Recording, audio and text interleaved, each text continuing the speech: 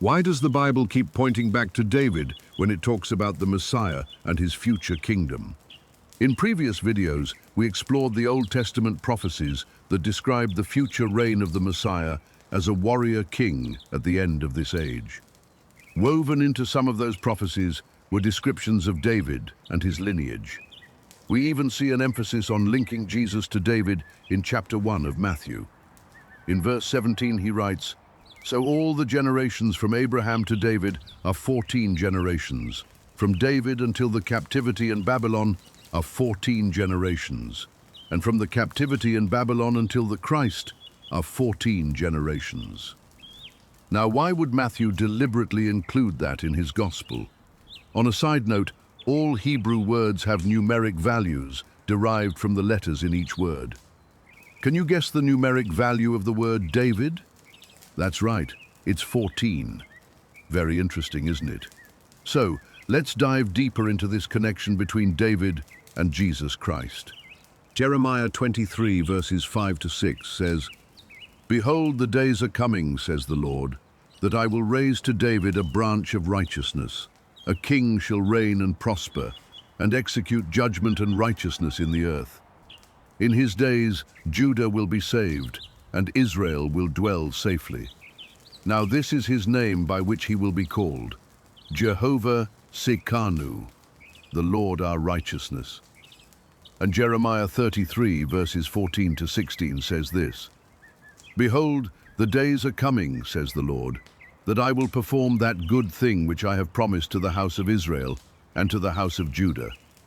In those days and at that time I will cause to grow up to David a branch of righteousness. He shall execute judgment and righteousness in the earth. In those days Judah will be saved, and Jerusalem will dwell safely. And this is the name by which she will be called, Jehovah Sekanu, the Lord our righteousness." It's interesting that this prophecy occurs twice.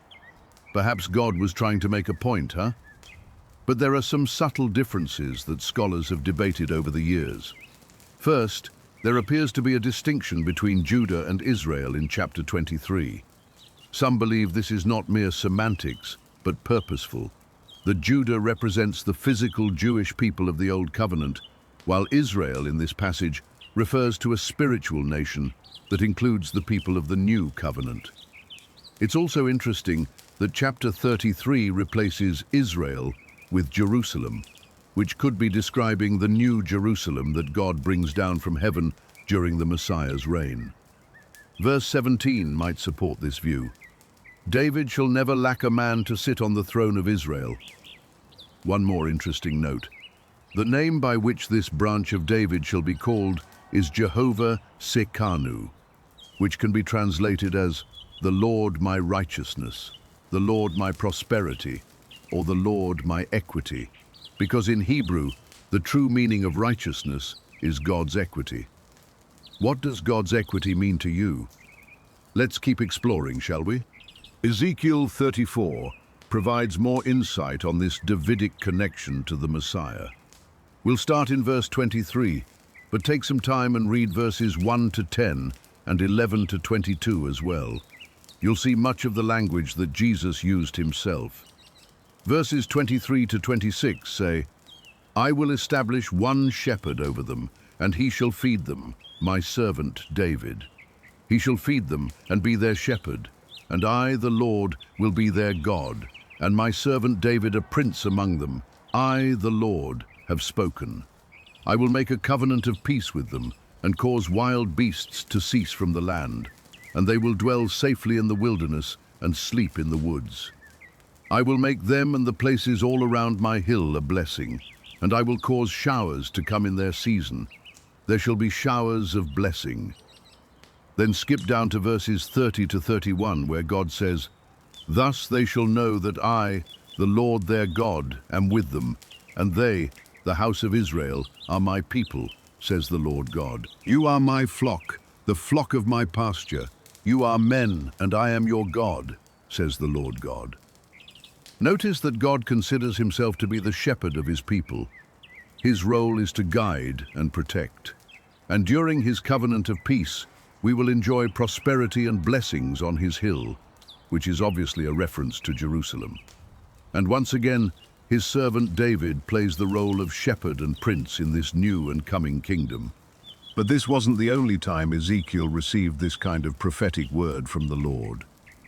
Ezekiel 37 contains many well-known prophecies, the most famous being the Valley of the Dry Bones. This passage is often cited as being fulfilled in the creation of the modern-day state of Israel. And perhaps that's the case.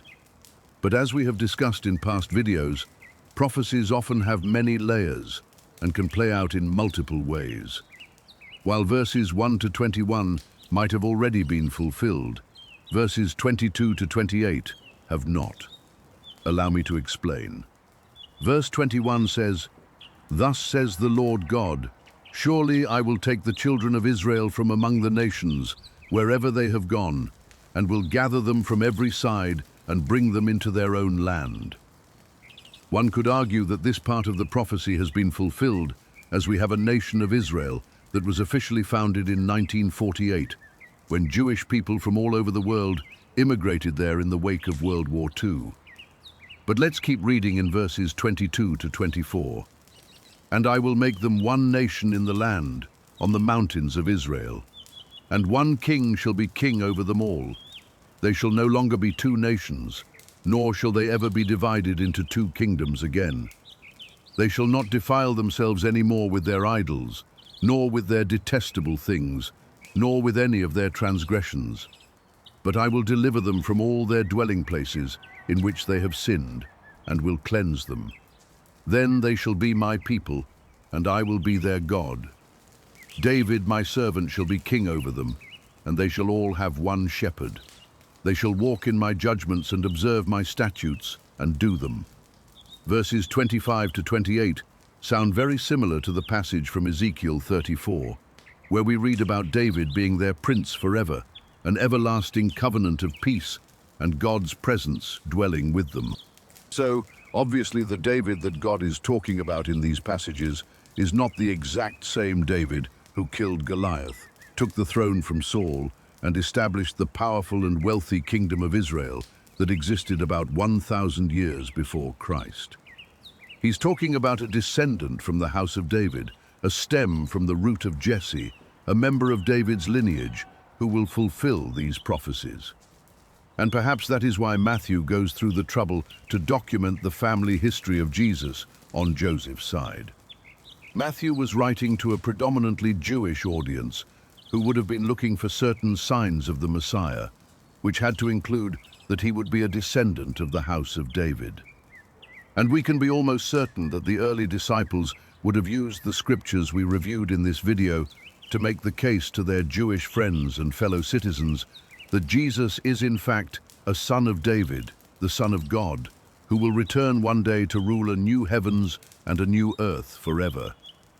There is, of course, one more question the early disciples would have had to answer.